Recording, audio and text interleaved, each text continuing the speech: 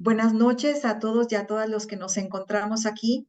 Y hoy vamos a tener el segundo encuentro con Pedro Pablo Achondo, donde él nos va a divagar en otro pasaje evangélico de Jesús expulsa a los mercaderes del templo. Vamos a darle la palabra a él.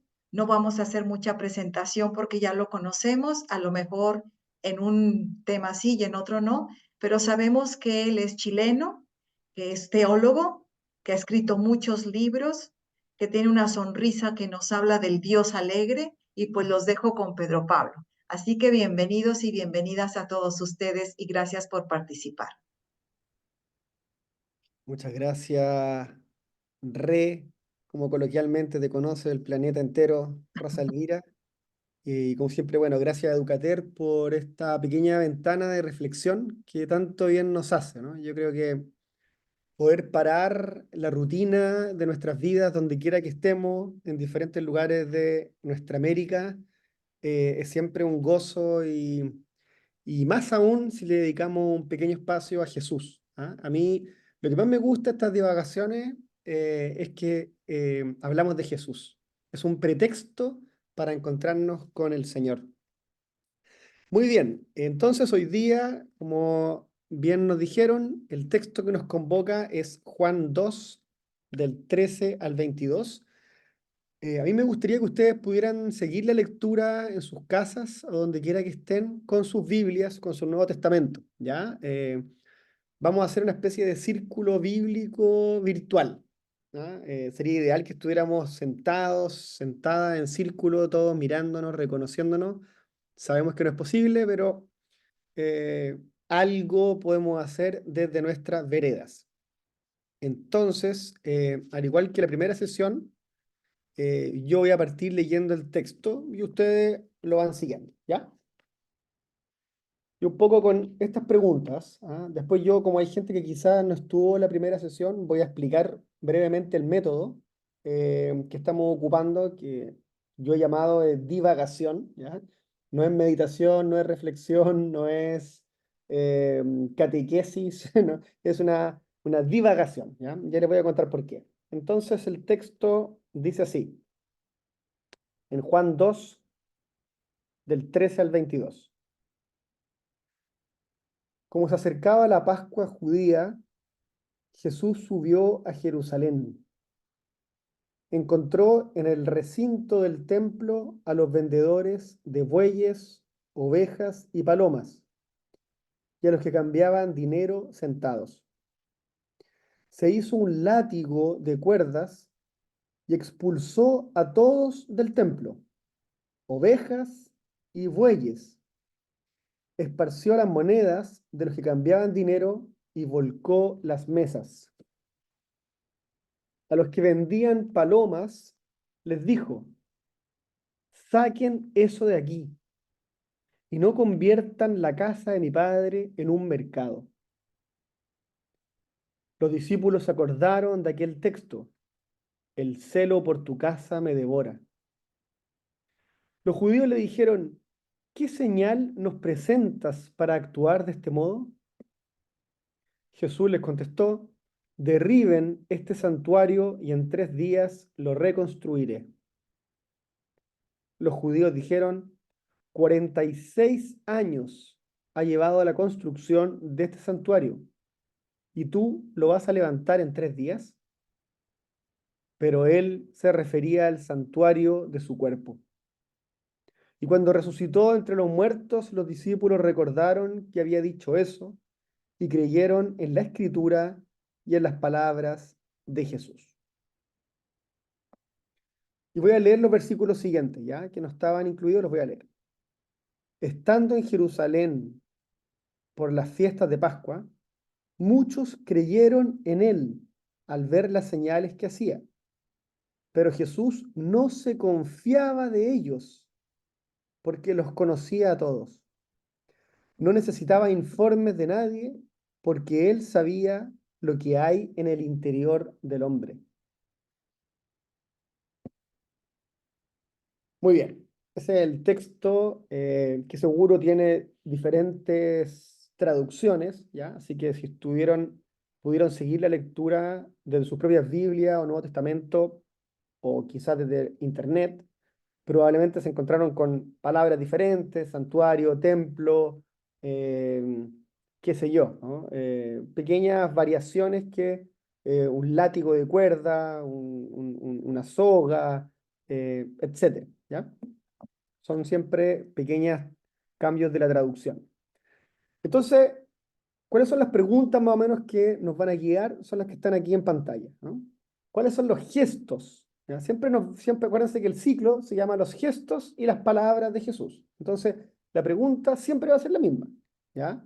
Después, cuando Re nos comparta el afiche de la tercera divagación, esto es mensual, una al mes, ustedes ya van a ver el texto bíblico. Entonces van a poder leerlo antes y van a poder hacerse las preguntas en sus casas sobre qué tipo de gestos están apareciendo, en qué contexto aparecen, qué sucede, qué provocan. Me gusta mucho esta palabra, ¿no? ¿Qué provocan en el texto y qué nos provoca a nosotros? Y finalmente, la transformación, ¿ya? Siempre estas divagaciones están en clave de teología latinoamericana liberadora. Es decir, estos gestos de Jesús nos cambian a nosotros hoy, dicen algo de alguna transformación social, cultural, espiritual, personal, ecológica, etcétera. Entonces, esas son las preguntas que nos convocan hoy día. Muy brevemente, ya, para no repetir esto siempre, porque aparte el video de la primera sesión también está disponible, yo me agarro de 4 autores que nunca pensaron en esta divagación, ¿ya? ¿Ah? Y los convoco, los llamo aquí a la sala virtual donde estamos reunidos. Ellos son André Lacocque, Paul Buchon, Carlos Mester y Monseñor Romero. ¿Ah? Óscar Arnulfo Romero, San Romero de América. Son 2 de Latinoamérica, ¿no? De este lado del planeta, y 2 más bien del norte, ¿ya? De Francia, André Lacocque y Paul Buchon. Bueno, de André Lacocque, él tiene un libro muy bonito que se llama Pensar bíblicamente, ¿ah? Donde él dialoga, de hecho, con un filósofo, Paul Ricoeur, para, para enseñarnos qué significa pensar bíblicamente, ¿sí? Un poco lo que nosotros tenemos en la cabeza, ¿no? Estamos hablando de un ejercicio intelectual, de la razón. Lo que tenemos en la cabeza son las escrituras. Uno podría decir que en general el mundo hebreo, el mundo semita, el mundo judío, los filósofos estoy hablando, piensan en general bíblicamente, ¿sí? Porque tienen acá dentro la Torá, ¿no? Y nosotros cristianos tenemos dentro la Sagrada Escritura, el Nuevo Testamento, las palabras de Jesús. Entonces, no es algo que tengamos que ir a buscar muy lejos, porque si hemos recibido una formación y escuchamos las lecturas bíblicas, las leemos en nuestros hogares, es algo que tenemos dentro. Entonces, cuando vamos a pensar la vida, las categorías que aparecen, los conceptos, las palabras, son las que están en la Biblia también. Y esto en América Latina, culturalmente hablando, es muy bonito y es muy evidente, porque hay muchos dichos y muchas expresiones que son bíblicas. ¿Ah? Por ejemplo, no sé, están discutiendo 2 personas y alguien dice, ya, paren de pelear, pon la otra mejilla. ¿Ah? Cosas así como, ¿de dónde salió eso? ¿Ah? O, eh, qué sé yo, ¿no? El otro día estaba en clases, por ejemplo, y algo pregunté y un estudiante dijo, honrar padre y madre. Ah, yo estaba preguntando, no sé qué valores importantes hay en la... Ustedes conocen, honrar padre y madre, dijo. ¿De dónde sacaste eso? ¿Te das cuenta? Bueno, está acá adentro, está acá atrás, está en la cultura, está debajo de la alfombra del cristianismo latinoamericano. Entonces, por eso, pensar bíblicamente es recurrir a este tipo de conocimiento, ¿ya? Sabiduría popular incluso, que ya llevamos dentro. Luego, Paul Buchon nos enseña esto que es muy hermoso, que, insisto, lo vamos a ir practicando de a poco, que se llama la intertextualidad. Es decir, creer que este libro, aquí yo estoy mostrándole, ven, un Nuevo Testamento pequeñito, es un libro que conversa dentro, ¿no? Entonces uno va leyendo algo, por ejemplo, hoy día nos dice, los discípulos acordaron de aquel texto, el celo por tu casa me devora. Entonces inmediatamente yo voy y digo, ah, ya sé dónde leí esto. Y voy a ese texto. y veo lo que ese texto está diciendo porque es una pequeña cita, ¿no? La Sagrada Escritura está llena de extractos que se sacan de un lugar y se ponen en otro.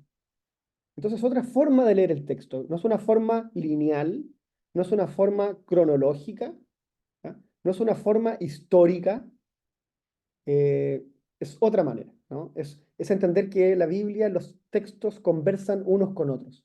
Y todo el tiempo se están citando, se están refiriendo, se están aludiendo, ¿ya? Entonces vamos a aplicar eso porque enriquece el texto. Tercero, siempre la lectura es comunitaria, ¿ya? Entonces la comunidad tiene que aparecer. Quizá hoy día es difícil, lo dije la sesión pasada, somos 69 personas, 68, 70 por ahí, es muy difícil que la comunidad se exprese, ¿cierto? Entonces, yo aquí siempre les pido disculpas, pero ese trabajo más de que la comunidad se exprese quedará para después. Pero me interesa que lo leamos pensando en la comunidad, ¿sí? No es una lectura intimista, no es una lectura personalista, no es una lectura de yo con Dios, es sociopolítica, es comunitaria, es colectiva. Y tercero, la esperanza, ¿sí? El cristianismo, en su esencia, es esperanza, es esperanzador. ¿Ah? Es la resurrección después de la cruz, es los peregrinos de Maús, tristes, que se encuentren con el Señor interrumpiendo su camino. Bueno, y eso Monseñor Romero es lo que hacía en sus mensajes de radio. Entonces, qué bonito agarrarse de esta idea, ¿no? En un contexto, sabemos, del Salvador, de guerra, de violencia, de muerte, ¿no? Romero insistía en, a través de la radio, yo les decía la sesión pasada, de sus podcasts, era un podcast antes de que existieran, de enviar esperanza al pueblo. Entonces, el método, uno podría decir, o la interpretación que estamos haciendo de la escritura es la siguiente. Es entender la Biblia o la Sagrada Escritura como un libro vivo, ¿ya? Como un libro, me voy a sacar de acá porque siempre, ahí, como un libro vivo que dialoga hacia adentro, ¿no? Hacia nosotros, y hacia afuera. Quiere decirle algo al mundo, a nuestros contextos, a la sociedad, a la familia, a la comunidad, etcétera, que nos invita a ejercitar la imaginación. Por eso es una divagación. La imaginación es fundamental. Tenemos que entrar en la escena, situarnos ahí y establecer una relación lúdica. Vamos a jugar, yo les decía, vamos a jugar con el texto, con el fin de alimentar la praxis de esperanza, es decir, la acción concreta, la praxis de justicia, de bondad con nuestros, con los que nos rodean, en los contextos que habitamos, con los demás, ¿no? Con los nosotros, con los nuestros, con los demás. Ese es el juego, ¿ya? Esa es la cancha en la que vamos a divagar bíblicamente. Muy bien, entonces, ¿cómo vuelvo aquí? Ya ahí. Entonces, muy bien. Entonces, vamos a divagar, ¿ya? Comenzó el juego. El juego dice muchas cosas del día de hoy. Los textos que hemos escogido, ustedes verán que son textos muy conocidos. Entonces, este método que estamos aquí practicando, inventando, es interesante porque lo puede hacer cualquier persona, porque no son textos demasiado difíciles, no vamos a ir a hacer una exégesis, ¿no? No vamos a ir a la fuente del griego, qué significa la palabra. No es un ejercicio academicista, ¿ya? Ni intelectual. Lo que nosotros queremos hacer justamente es animar la esperanza, animarla a partir de la imaginación activa en conversación con el texto bíblico. Entonces, de nuevo, al igual que la sesión pasada, yo encontré, insisto, es mi divagación, aquí junta compartida, tres claves de lectura. La primera, al igual que la otra vez, es que, ¿qué está pasando acá? Es que así como, ¿se acuerdan el lavado de los pies para los que estuvieron en la primera sesión? Aquí también Jesús hace un acto público. Uno puede decir, está en un lugar, en un espacio público, en la plaza, en este caso en el templo, ¿ya? Y en el templo de Jerusalén, y cercano a la fecha de Pascua, ¿ya? Entonces, lo primero es esta manifestación pública. En otros momentos Jesús se manifiesta de manera más privada, más pequeña, ¿no? Por ejemplo, en el monte Tabor, ¿no? En la transfiguración, se manifiesta pequeño, solamente a sus discípulos más cercanos, ¿no? Pedro y Juan. Aquí lo hace con cualquiera, lo hace con gente que no lo conocía, lo hace con gente que nunca había escuchado hablar de Jesús. No hay que creer que todo el mundo sabía de él, ¿no? Entonces, situémonos, ¿no? Jesús en el espacio público. Luego, no olvidar que estamos en el capítulo 2. Al tiro esto nos debería llamar la atención. Estamos en el capítulo 2. Está iniciando el Evangelio. A diferencia de los sinópticos, este texto está puesto al final. De hecho, los sinópticos, ¿sí? Mateo, Lucas y Marcos, es bien interesante porque la muerte de Jesús está explicada por lo que aquí sucede.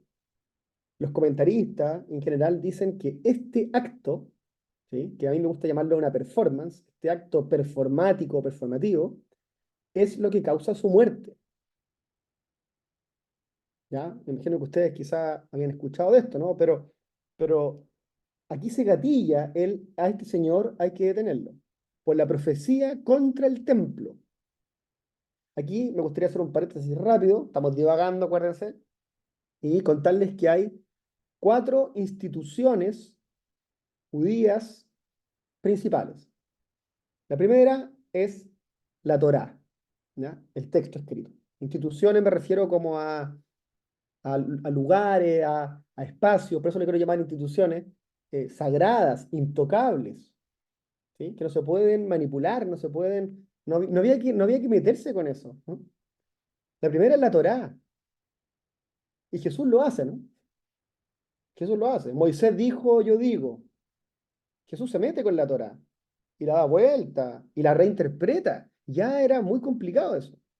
La segunda institución es el Shabbat, ¿no? El sábado, el día de descanso, el día para contemplar, pensar, encontrarse con Dios. Y Jesús también se mete con el Shabbat, ¿sí? El día de sábado sus discípulos iban caminando, tenían hambre, arrancaron las espigas. Entonces Jesús tampoco, al parecer, respeta el sábado, como la tradición decía. Entonces también toca esa segunda institución, ¿no? Que es muy interesante porque es la presencia de Dios en el tiempo, es el sábado, es un día, ¿no? La presencia de Dios en el templo. La Torá es la presencia de Dios en la palabra y el templo es la presencia de Dios en el espacio. Es un espacio arquitectónico, construido, otra institución. Y aquí Jesús interviene en el espacio sagrado judío. Por eso se llama la profecía contra el templo, ¿no? Derriben este templo que yo lo reconstruiré. Pero ¿cómo dice eso? Se demoraron 46 años en construirlo. Y de hecho este ya es el segundo templo. Hubo otro anterior que fue destruido. ¿Cómo es posible? Entonces Jesús, para que no creamos que era tan ingenuo, ¿no? Él sabe lo que está haciendo. Él sabe que está tocando lugares, instituciones, espacios que son muy importantes para el mundo judío tradicional, ¿ya? Aquí los paralelos con nuestro tiempo actual también nos sirven. Imagínense ustedes, hagan el paralelo. ¿Qué significaría meterse con las instituciones cristianas fundamentales, ¿no? Desarmarlas, criticarlas, manipularlas un poco. eh, Complicado, ¿no? Hay mucha sensibilidad que se toca. Entonces, primera cosa que llama la atención es que Juan pone la profecía del templo al inicio del Evangelio. Es pareciera decir que Jesús, desde el inicio, capítulo 2, ¿no? Desde el inicio ya se entrega a su suerte. No espera el final, ¿no? No espera el final. No espera el último viaje a Jerusalén. No espera esa última Pascua de despedida. Comienza con esto. Comienza con esto, ¿no? Es bien complejo, esto nos debería llamar la atención. Después, Jesús dice un detalle, ¿no? Acuérdense que estamos jugando. hace un látigo. No me quiero detener en el látigo, porque es lo típico que siempre hacemos, ¿cierto? Nos detenemos en el látigo, Jesús tuvo tiempo, hizo un látigo, ¿no? Es decir, fue un acto, una performance pensada. No, no fue un arrebato de locura, ¿no?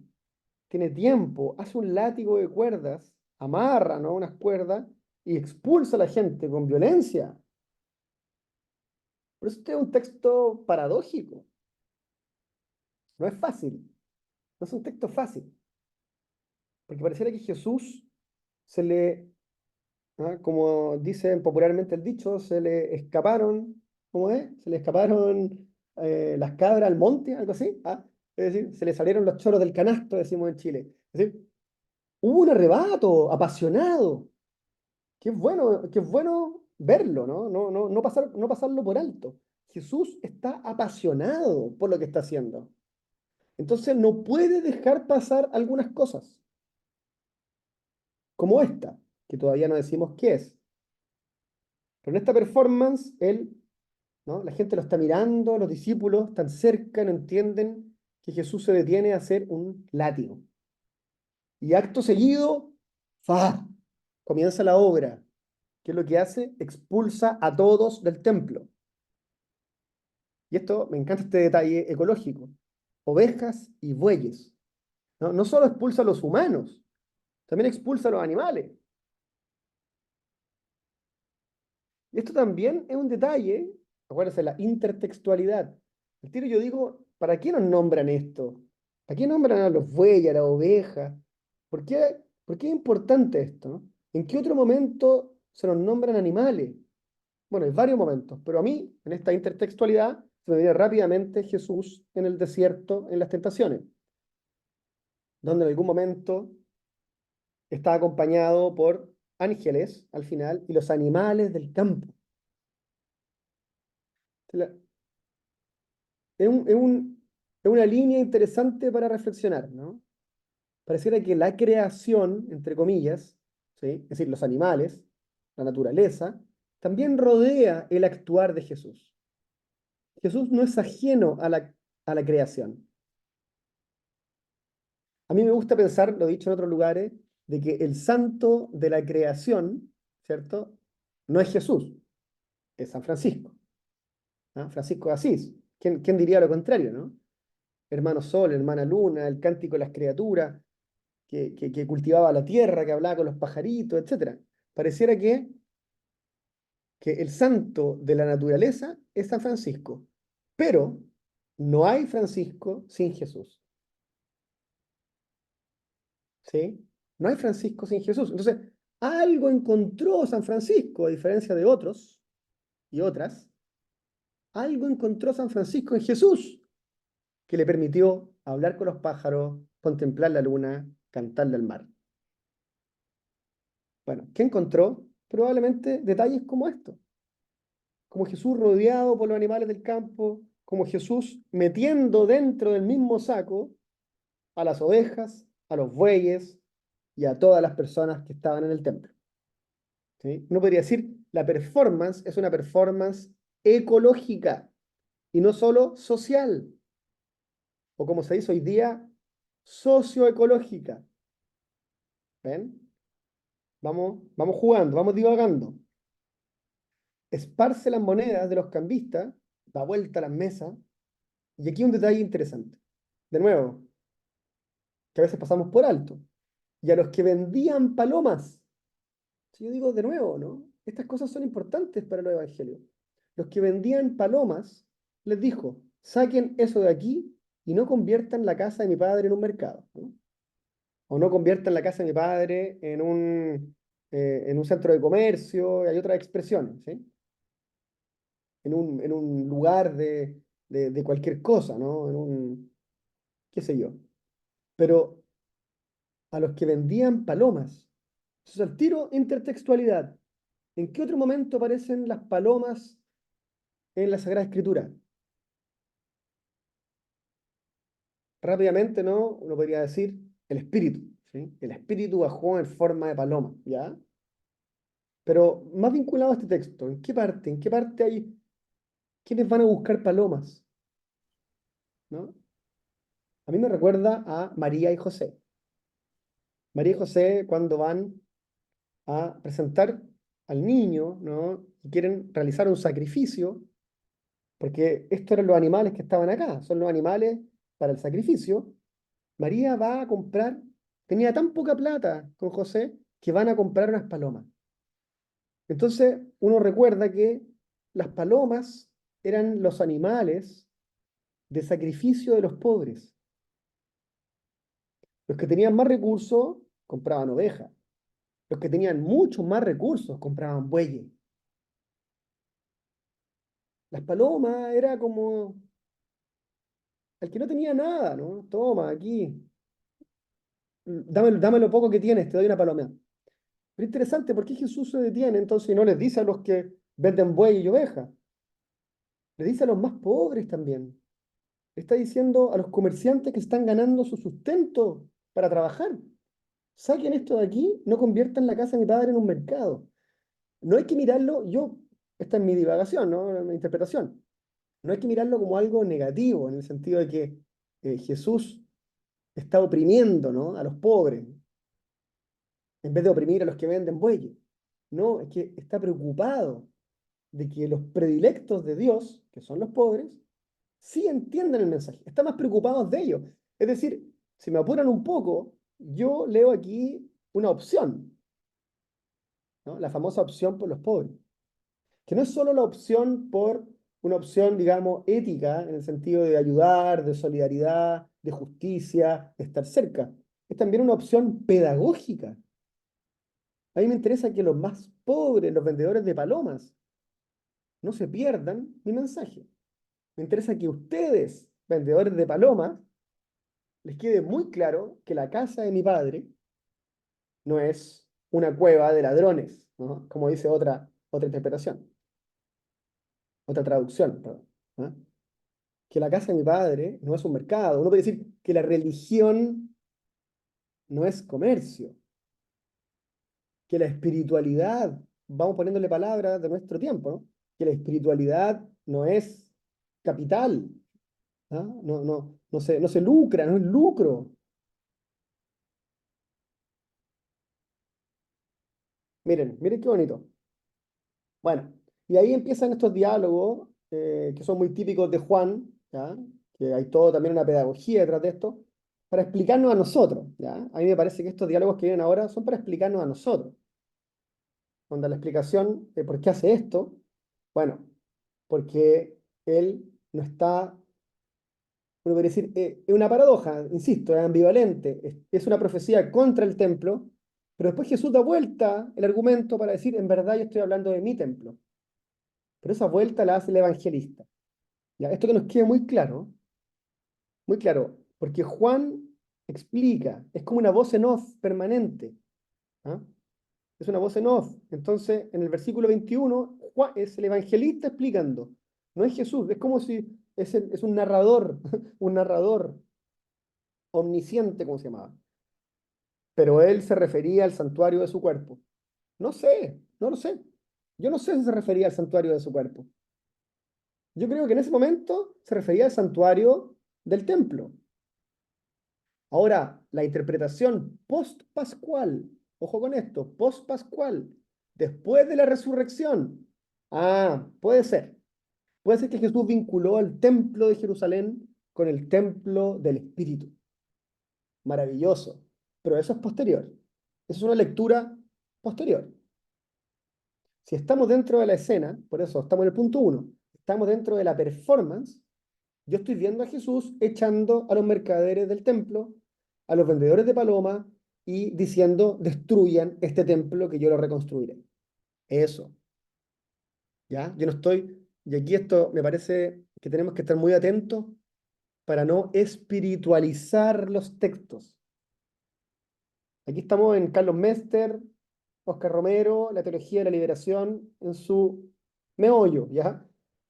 No vayamos muy rápido a espiritualizar, es decir, a darle un contenido moral, ¿no? O a darle un contenido espiritual, o a darle una lectura interior.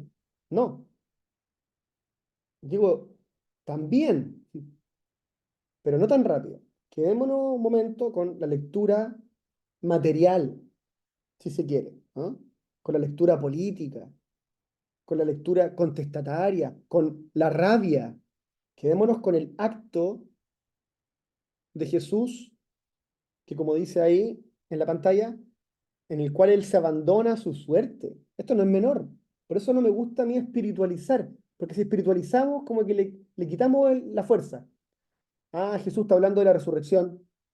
Ojo, no tan rápido. Jesús está hablando también de que hemos transformado la casa del Padre en un centro comercial. O, dicho de otra manera, miré la vuelta que vamos a dar. O hemos transformado al centro comercial en nuestra iglesia.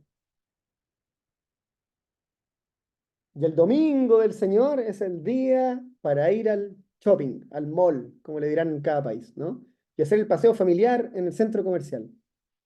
Es decir, el Shabbat, aquí nosotros no solo fuimos a comernos la espiga el día sábado, sino que fuimos a H&M a comprarnos una ropa, a tomarnos un helado y pasar a ver una película en el Cinemark, ¿ya? En eso transformamos el Shabbat. Y contra eso es lo que Jesús está diciendo, atención, atención, porque cuando hicimos eso, ¿qué perdimos? Esta es la pregunta, ¿no? ¿Cuál es el problema? ¿Cuál es el problema de Jesús con el templo? ¿Cuál es el problema de Jesús con el comercio en el templo? Y es que el centro, acuérdense, estamos siglo primero, Jesús, hebreo, semita, palestino, pensando bíblicamente, Jesús pensaba bíblicamente, está diciendo, cuando le metimos demasiado comercio a esto, lo que perdimos fue a Dios. Eso es. Aquí el gran perdedor, el gran ausente en la profecía del templo es Dios. ¿Me siguen? ¿Por qué? Porque su casa, su refugio, su santuario, su hogar, su templo, su iglesia, como lo queramos llamar, su, su morada, ha sido transformada en otra cosa. Ha sido denostada, ha sido ultrajada. Y eso le dolió al pueblo judío. Y no a todos, ¿no? Digamos, a los que estaban conflictuados con Jesús. Eso les dolió. Porque ¿cómo se te ocurre que nosotros vamos a abandonar a Dios? Nosotros, fariseos, saduceos, escribas, sumos sacerdotes, etcétera, autoridades. ¿Cómo, cómo nos dices tú que nosotros nos olvidamos de Dios? Esa es la performance. Miren la fuerza. Esa es la profecía. La profecía no es contra el templo, que a veces le ponen este título, o como dice mi Nuevo Testamento, la purificación del templo. Tampoco me gusta, ¿no? La purificación del templo, ¿no? Cuando Jesús, de hecho, cuestiona la pureza, ¿no? No, o la impureza. Aquí la profecía es contra el olvido de Dios, el abandono de Dios. Esa es la profecía. Y contra, en particular, a quienes lo olvidaron. Las autoridades del templo, los comerciantes en el templo, los mercaderes del templo, los defensores del templo, el templo, el templo mismo, el templo mismo. Extraordinario, ¿no? En ese templo ya no habita Dios. Eso es lo que está diciendo Jesús. Radical. Ahí en el templo están guardadas las tablas de la ley, el arca de la alianza. No es cualquier cosa, ¿no? Bueno, primer punto, miren, la fuerza del acto performático. Segundo, esto nos va a seguir en estas divagaciones. Jesús no actúa de manera personal, o como nosotros lo entendemos personal, ¿no? Como individualizado. No quiero decir individualista, quiero decir individualizado, como persona cerrada sobre sí mismo. Jesús siempre actúa colectivamente, comunitariamente.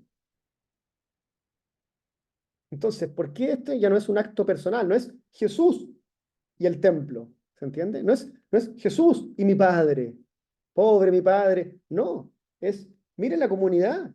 Por eso es público. Mírenme. Miren los discípulos, miren los judíos, miren la gente que incluso, como dice el último versículo, después de este tipo de performance, comenzó a creer en él. Qué interesante, ¿no? Los gestos y las palabras. No son solo palabras, no son solo los gestos. Este gesto sin palabra cuesta entenderlo. Y estas palabras sin el gesto no tienen tanta fuerza. Gestos y palabras. Son necesarios los gestos. Y las palabras nos ayudan mucho.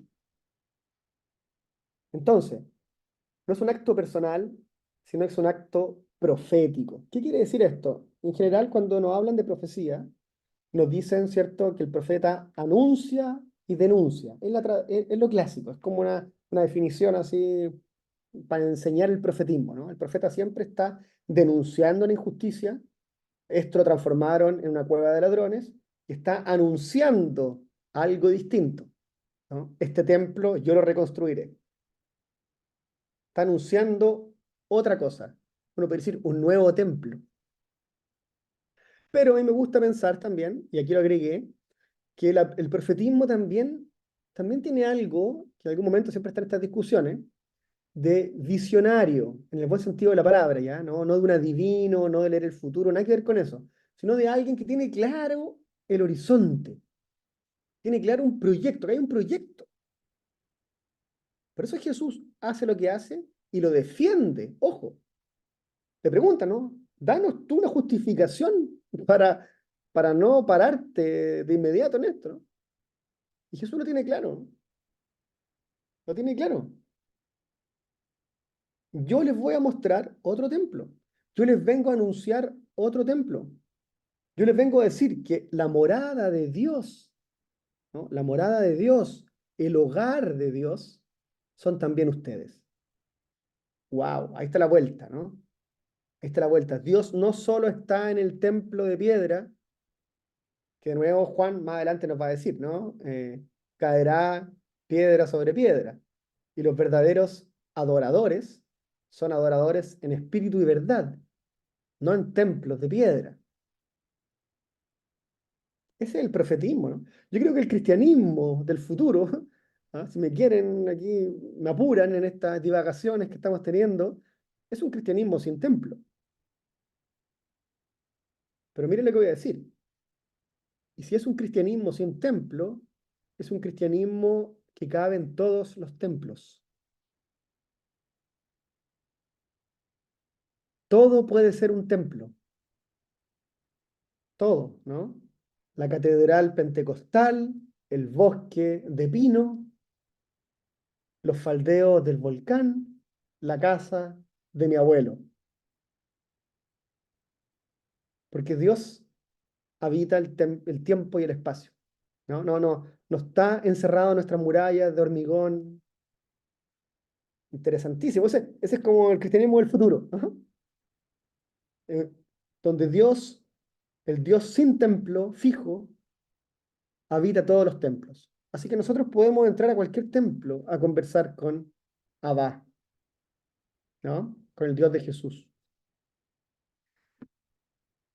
Bueno, en ese sentido, él instaura esta línea divisoria, así le puse yo, ¿no? En esta divagación. Aquí hay una línea divisoria radical, si me quieren, si me apuran. Me gusta que me apuren porque digo cosas así. Después me arrepiento de algunas, pero instala una línea divisoria. ¿Entre qué? Entre la religión tradicional y la nueva manera de encontrarnos con Dios. Que no le quiero llamar religión, espiritualidad, no sé, pongámosle el nombre que queramos. Eso no me importa mucho. Pero ya no es la religión tradicional. ¿Por qué? Porque la religión tradicional sí es con templo. No solo es con templo, es con intermediario, es con rito. Esa es la religión tradicional, ¿no? Un intermediario que conecta a los seres humanos con Dios a través de un rito, una ritualidad. Los pueblos indígenas tienen eso, las religiones del mundo tienen eso, todos tienen eso. Se cambian los colores, se cambian los nombres, se cambia el rito, se cambia el templo. Pero los ingredientes están. Un humano que intercede, que interpreta, ¿no? Yo hablo la lengua de los dioses, se las cuento a los humanos, y para que ustedes lo sepan, tenemos que hacer estos ritos. para que Dios, con el cual yo me comunico, esté contento y ustedes reciban sus beneficios. Aquí se acabó, se acabó, ¿no? Y hay otra imagen muy bonita. Cuando Jesús muere, si ustedes se fijan, ¿se acuerdan? El evangelista nos dice, el velo del templo se rasgó. Extraordinario. Es una línea divisoria, es una rajadura espiritual. ¿Pero dónde? En el templo, en el lugar, insisto, en el lugar donde habita Dios. El lugar donde habita Dios se abre, se raja, se parte, ¿sí? Lo que genera una herida en la religión antigua, pero por donde entra el camino nuevo, que insisto, es un camino de una religión, si se quiere, completamente distinta.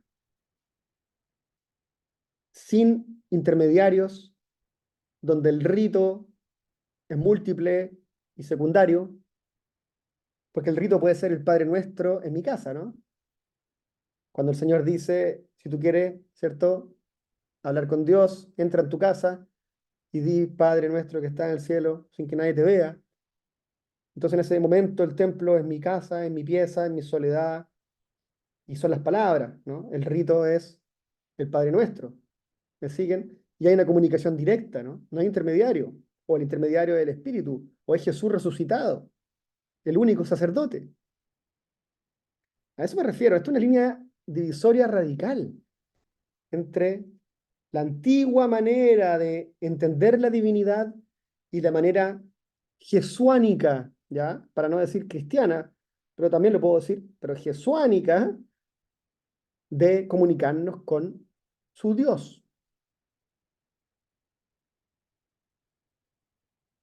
Bueno, sigamos avanzando. Número 3, en estas divagaciones. Creo que Jesús también aquí dice algo de él, ¿ya? Miren lo que estamos hablando. Dice algo, la performance, dice algo del templo, acuérdense. En este profetismo, en este acto profético, él dice algo de la religión del templo, ¿ya? Dice algo del templo, dice algo de la religión del templo, y tercero, dice algo de sí mismo. Algo está diciendo de él. ¿A qué me refiero con esto? Del Mesías, del Hijo, si se quiere, ¿no? Del Verbo encarnado, como lo queramos llamar, del profeta, del enviado, del ungido, del Cristo, etcétera. De él, de la persona de Jesús. ¿Y de dónde yo saco esto? Primero, que los discípulos, es decir, están los discípulos cerca mirando esta performance, y los discípulos se acordaron del texto. Es decir, los discípulos están tratando de entender qué locura está haciendo Jesús y conectándolo con su idea mesiánica, ¿no? Acuérdense, cada discípulo tiene una esperanza mesiánica, una idea. Ah, el Mesías cuando llegue va a ser como el rey David. Ah, el Mesías cuando llegue va a ser como Elías, el gran profeta. ¿Eres tú Elías o tenemos que esperar a otro? Ah, el Mesías cuando llegue va a ser como el siervo sufriente de los cánticos de Isaías. Habían muchas corrientes mesiánicas circulando. Bueno, pero ¿cuál es la que Jesús se apropia? Él en algún momento tiene que decir, bueno, ¿qué? ¿Cómo? ¿Dónde me sitúo, no? Y es un mesianismo paradójico, en el buen sentido de la palabra, ¿eh? Quiero decir que no es nada de lo que esperábamos. A eso me refiero. ¿Es un poco como David? Sí, pero no. ¿Es el rey David? Sí, pero no un rey. Es un rey sin corona, es un rey sin trono, es un rey sin ejército. No es un rey. Es un rey sin tierras. No es un rey, no es un rey. ¿No? No es un rey como los reyes de este mundo. Entonces, las palabras, acuérdense, son importantes. Es muy difícil cuando le seguimos poniendo palabras que no dicen lo que quieren decir. Es como Elías, es un gran profeta de fuego que se... No tanto, ¿no? No tanto, no es como los profetas del Antiguo Testamento. No es un profeta, uno podría decir, de la justicia solamente. Parece que es más bien un profeta de la compasión, Jesús, si tuviéramos que ponerle un título. ¿Ah? Un profeta de la liberación, ¿no? De la salud incluso. Qué bonito, ¿no? Salud, salvación, es la misma palabra, ¿no? Ustedes saben. Es un profeta de la salud integral, del interior, del exterior y del entorno. Jesús no solo quiere sanar a las personas, quiere sanar su entorno. Es un profeta ecológico en ese sentido, ¿no? Quiere sanar la casa donde habitamos todos. Entonces, a eso me refiero, un mesianismo paradójico. ¿Dónde lo ponemos? ¿Dónde ponemos a Jesús? Dentro de los parámetros de la esperanza mesiánica. Y lo primero, según el texto, lo que está diciendo el texto, uno podría decir, es un mesianismo que está contra todo absoluto. ¿A qué me refiero contra todo absoluto? Contra, contra la idea de que Dios solo está en un lugar. Eso es un absoluto. Dios solo está aquí. Jesús cuando hace su profetismo contra el templo, ¿no? Y lo destruye verbalmente, ¿no? Jesús destruye el templo lingüísticamente. Destruyan, yo lo reconstruiré. Listo, se acabó el templo. Él lo va a reconstruir. ¿Qué está rompiendo la idea de un Dios absoluto, o voy a decirlo de otra forma, que absolutamente está ahí? Eso quiero decir, ¿no? Y lo amplía, lo saca del templo. Lo saca del templo. Es paradójico porque haciendo uso de la violencia, ¿cierto? Un látigo expulsando gente, es un mesianismo de la paz. Es un mesianismo que está contra toda violencia. Y esto es un tema, yo creo que aquí nos va a quedar grande por el tiempo, es un tema, podríamos más adelante conversarlo, porque el Evangelio de Lucas tiene una frase, acuérdense, intertextualidad, estamos leyendo Juan, nos saltamos a Lucas, cuando dice, ustedes creen que yo vine a traer la paz, ¿cierto? Y no, yo vine a traer el fuego, dice una cosa así, y a poner la madre contra la hija, el padre contra el hijo, el hermano contra el hermano. Qué difícil interpretar eso, ¿no? Qué difícil leerlo cuando estamos hablando de un profeta de la paz, leer cómo yo interpreto ese fuego mesiánico. Y creo que el texto de hoy, esta divagación, nos ayuda a entenderlo. Porque, porque aquí no hay violencia en el sentido que nosotros siempre hablamos. Lo que hay es fervor, es pasión, es defensa, es autodefensa incluso, ¿no? Jesús al defender a su padre está defendiendo también su propia fe, su propia idea del Padre, su propio amor por el Padre.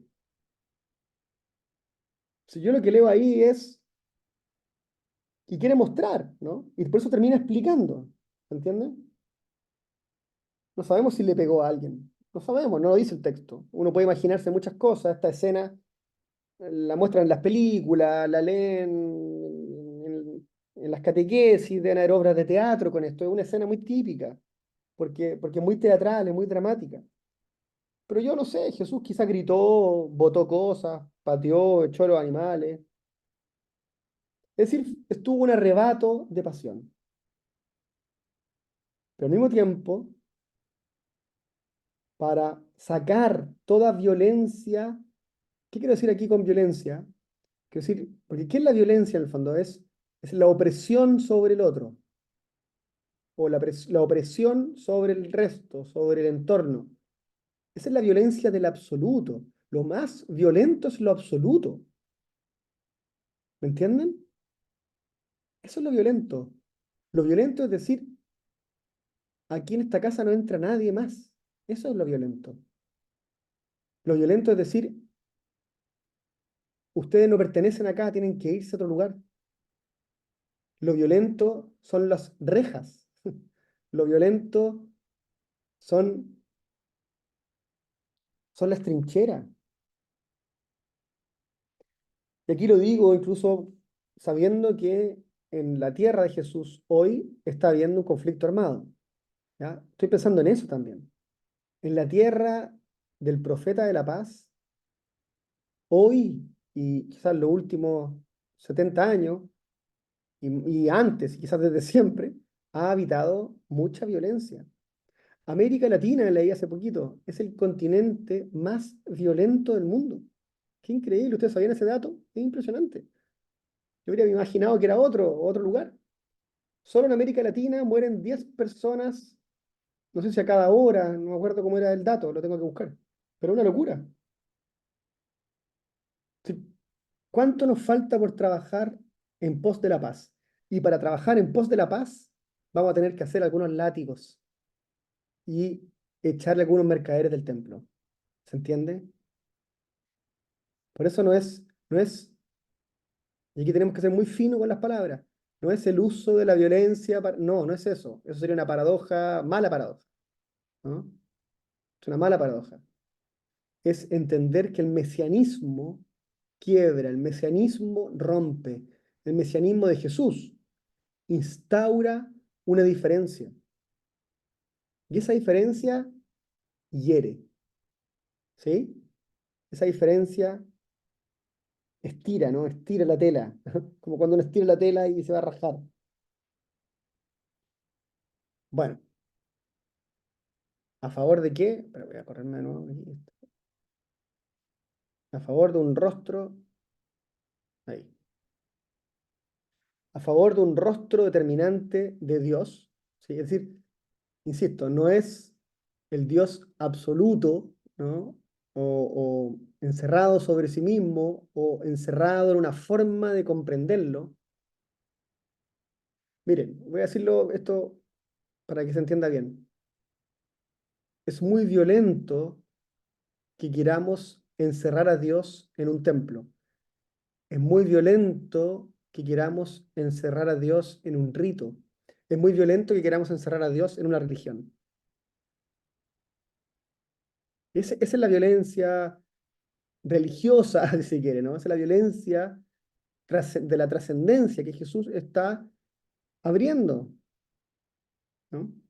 Y es más violento cuando generamos un comercio de eso, cuando un lucro de eso, cuando lo transformamos en una mercancía. Y eso es lo que estaba pasando aquí. Lo que estaba pasando es que el pueblo, ¿no? Sin quererlo, porque era guiado por las autoridades, empieza a generar una relación comercial con Dios. Esto es muy típico y nos pasa a nosotros. Una relación comercial con Dios.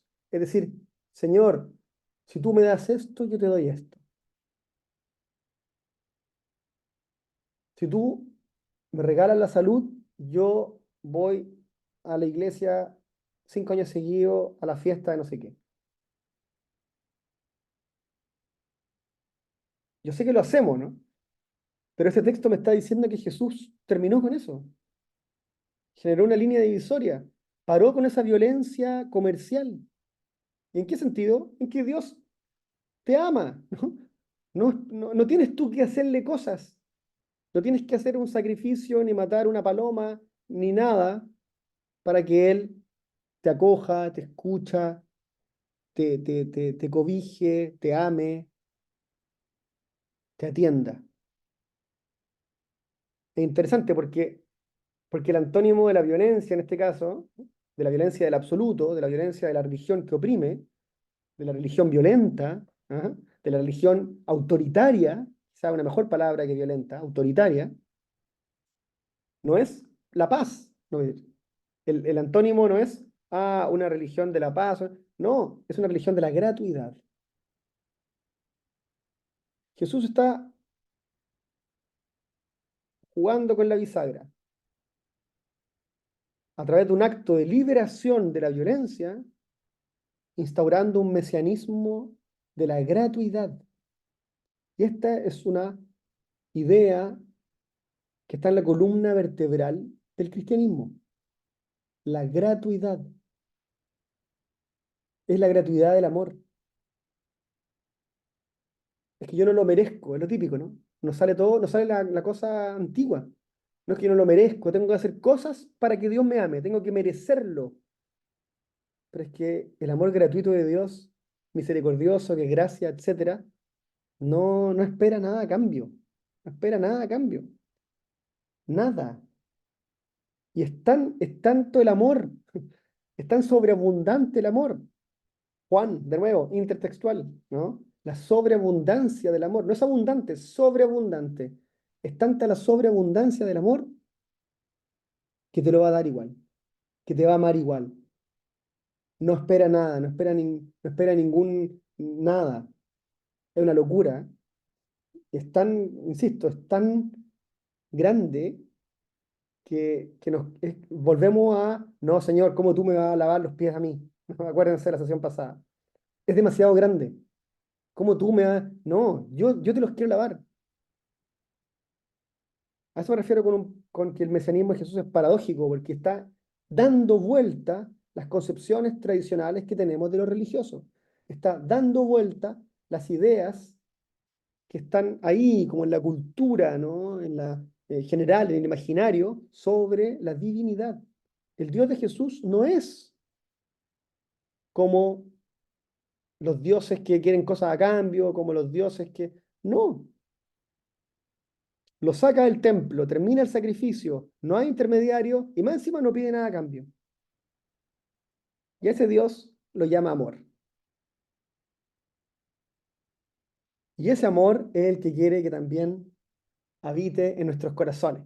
Por eso quería leer el último versículo y aquí voy terminando la divagación, porque miren la paradoja, esto es muy interesante, por eso me quiero detener acá. Versículo 24. Pero Jesús no se confiaba de ellos porque los conocía a todos. Es un mesianismo sospechoso, un mesianismo que sospecha, que no confía en todos. Uno podría quedarse de nuevo, qué raro, ¿cómo Jesús no va a confiar en la gente? Que no es eso, ¿se entiende? No es eso, sino lo que el texto bíblico está diciendo es que no confiaba porque conocía el corazón. Y no necesitaba ningún informe ni nada, porque él sabe lo que hay en el interior del ser humano. Si pudiéramos terminar esta divagación con algo bonito que, que transforme nuestra vida, ¿no? Y que nos permita una praxis distinta, yo diría que esa praxis es en vista de un corazón que acoja la gratuidad, un corazón humano, nuestros corazones, que acojamos la gratuidad de un Dios que nos ama porque sí. No hay ninguna razón. No es porque tú eres buena, no es porque te confirmaste, no es porque ayudas a los demás. Nosotros no ayudamos a los demás para que Dios nos ame. ¿Te das cuenta? Sería interesado, sería volver a esa relación comercial. Lo hago porque eso me libera, lo hago porque eso me hace feliz, lo hago porque ahí me encuentro plenamente con mi propia humanidad y con Dios. Son otras razones. No estamos jugando, ¿ah? a las finanzas, ¿no? Al capital, ¿no? Yo he acumulado un capital de gracia, un capital muy grande, ¿ah? Entonces, tengo derecho a 3 mentiras y a un robo menor, ¿ah? Porque ya tengo un capital, he hecho muchas buenas obras. Entonces Dios ya me conoce, ya me perdona. No funciona así, ¿no? El Dios de Jesús no funciona así. Es un Dios porque sí, en una sobreabundancia del amor. Bueno, ahí está el desafío, ¿no? Uno podría decir transformador. ¿Cómo nosotros actuar desde esa gratuidad, desde esa sobreabundancia del amor? Y no crean que es muy difícil. Yo me atrevo a decir que la mayoría de las mamás, voy a nombrar a las mamás, o a las mujeres en general, más que los varones, ¿no? Pero quiero decir mamá, o no mamá biológica, ¿no? Toda la persona que ama a alguien que no te pueda devolver nada. Ese es el tema. Y por eso pienso en la mamá con el niño pequeño, con el hijo, que no te puede dar nada, ¿no? El bebé no te puede dar nada. O la persona enferma, ¿no? La gente que hace pastoral de la salud, esa persona no te puede dar nada. Y tú igual lo amas, tú igual estás ahí. ¿Cuál es la lógica que hay detrás? La gratuidad, ¿sí? Ahora, si yo lo hago, si yo lo hiciera porque el otro me puede reembolsar, te genera esa relación comercial. Y todos o todas en algún momento hemos amado así, gratuitamente, porque sí, ¿no? Y le ponemos otro nombre, ¿no? Es que me nace, ¿ah? Me nace. Bueno, eso que te nace se llama un buen corazón. Y ese es el corazón que Jesús identifica, ¿no? Yo conozco el corazón del ser humano. Yo sé los que aman gratuitamente. También sé los que les cuesta. Sé los que todavía no, pero van a lograrlo. Y sé que los vendedores de paloma les encantaría poder estar trabajando en otra cosa, pero no tienen. ¿No tienen dónde? ¿No? Lo entiende Jesús, pero quiere dejar claro que no nos perdamos, que la casa del Padre, que el templo, es un templo espiritual, es un templo de encuentro con Dios, no de transacciones comerciales, no de un manejo financiero de la fe. ¿Ya? ¿Tengo algo más? Bueno, vamos a cerrar por ahí esta divagación. Hay muchas cosas más que decir, tengo anotadas varias más, pero quiero que conversemos un ratito, porque son estos textos que son muy abiertos, ¿no? Y que dan para muchas cosas. Y si le metemos imaginación, que es lo interesante de este juego que estamos haciendo, permite descubrir y descubrirnos a nosotros dentro, ¿no? ¿Cómo habríamos reaccionado si viéramos al maestro actuar así? ¿Ya? Vamos a pasar a las preguntas, a la conversación, así que por hoy yo me silencio, me pongo a escuchar. Quiero conocer esas historias de gratuidad y quiero saber si es que nos hace sentido esta divagación bíblica de Juan 2, si es que han aparecido luces, em, qué sé yo, lo que ustedes hayan podido recoger de esta siembra lúdica y desordenada. Muchas gracias. Muchas gracias a ti, Pedro Pablo. Creo que ha sido una divagación que nos sacude internamente. Frases como el templo que va más allá de un edificio, que realmente yo lo creo sinceramente, comulgo con mucho o casi todo, podríamos decir, de lo que has dicho. Y no hay más violencia que la paz misma, ¿no? Y yo creo que ha sido un aterrizaje de no mirar el texto en el texto, sino ir más allá de ese texto que nos invita a divagar de esta forma. Voy a cerrar aquí la grabación para dar paso a las preguntas que se quieran hacer, a los comentarios y subir al canal de determinada forma ya esta grabación. Gracias y abrimos el espacio.